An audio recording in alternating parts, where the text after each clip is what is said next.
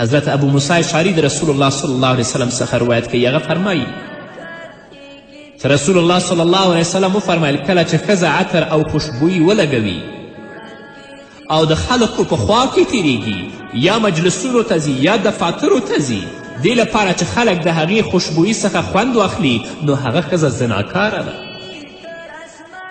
دا د محمد رسول الله صحیح حدیث دی. ترمذي، ابو داود، نسایی دا ټول روایت کړی دی. د عربو په ټولنه کې د ښځو عطر لګول په زینت کې شمار ول. کمې ښځې به چې عطر لګوه هغه به په زینت کې شمار ول. نو هغه ښځې چې نن په کورونو کې عطر لګوي، خوشبویي لګوي او د خپل د کور نه وځي یا په بازارونو کې ګرځي یا په دفترونو کې ګرځي، د دې نه مطلب دا دی چې خلک څنګه اخلاقي فساد طرف ته متوجه کړي. او داسې ښځه چې په کور کې جامې واغوندي، ناروا سینګار وکړي یا په بازار کې ګرځي یا نورو محافلو ته ځي او خوشبویي لګولې وي، دا ټول حرام دي او په داسې ښځې باندې د الله او د الله د رسول لعنت دی او داسې ښځې ته محمد رسول الله صلی الله علیه وسلم زناکاره ویلي. نن سبا موږ او تاسو وینو چې زموږ اکثرې خویندې د مکتب په بهانه باندې چې کله مکتب ته روانې اوسیږي قسمه قسم سینګارونه یې کړي وي. داسې تعلیم چې په نارواو او حرامو کارونو باندې مشتمل وي دا د الله رب العزت د عذاب سبب دی.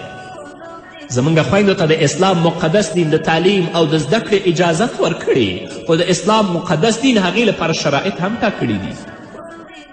هر هغه کار چې هغه د الله رب العزت د اوامرو نه په سرغړونې باندې مخ ته ځي، د رسول الله صلی الله علیه وسلم د ویناو خلاف وي، هغه د الله رب العزت د غضب او د لعنت سبب وي.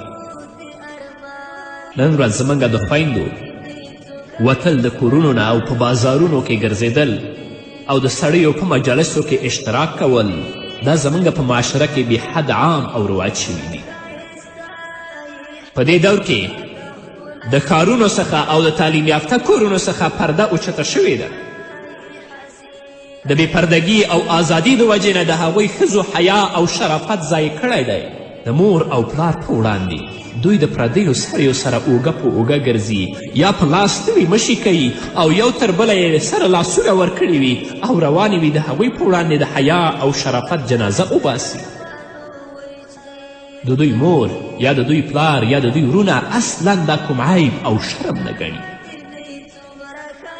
الله رب العزت دې په موږ باندې رحم وکړي. الله دې زموږ خویندو ته هدایت وکړي. الله دې زموږ ورونو ته هم هدایت وکړي.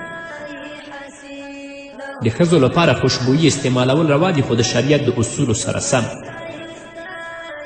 د حضرت عمران بن حسین رضی الله تعالی عنه څخه روایت دی چې رسول الله صلی الله علیه وسلم فرمایلی دي الله وطیب الرجال ریح لا لون له وطیب النساء لون لا ریح له، رواه ابو داود.